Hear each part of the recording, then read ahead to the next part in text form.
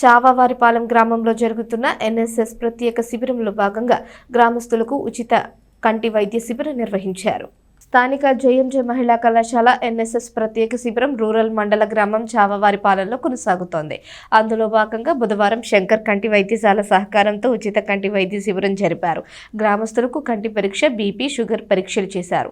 ఎవరికైనా కంటిలో శుక్లం ఉన్నట్టయితే వారిని హాస్పిటల్ బస్సును ఏర్పాటు చేసి హాస్పిటల్కు తీసుకువెళ్లి ఉచితంగా ఆపరేషన్ చేస్తామని తెలిపారు. తర్వాత కూడా గ్రామానికి బస్సులోనే చేరుస్తామని చెప్పారు.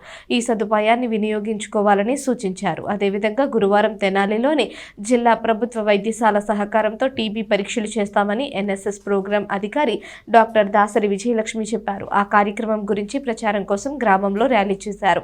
కార్యక్రమంలో ఎన్ఎస్ఎస్ విద్యార్థినులు పాల్గొన్నారు.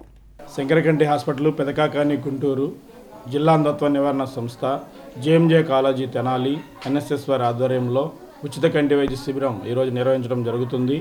ఈ వైద్య శిబిరంలో ఇక్కడికి వచ్చిన ప్రతి ఒక్కరికి ఉచితంగా కంటి పరీక్షలు చేసి శుక్లాలు ఉన్న వాళ్ళకి ఆపరేషన్కి తీసుకువెళ్ళడం జరుగుతుంది. ఆపరేషన్లు ఉచితంగా వాళ్ళకి శంకరకంటి హాస్పిటల్ తీసుకువెళ్ళి మా బస్సులో ఆపరేషను, భోజనం, ఉండడానికి వసతి, మందులు, నల్లకలజోడు ఇచ్చి మరలా తీసుకొచ్చి ఈ గ్రామంలోనే విడిచిపెట్టడం జరుగుతుంది.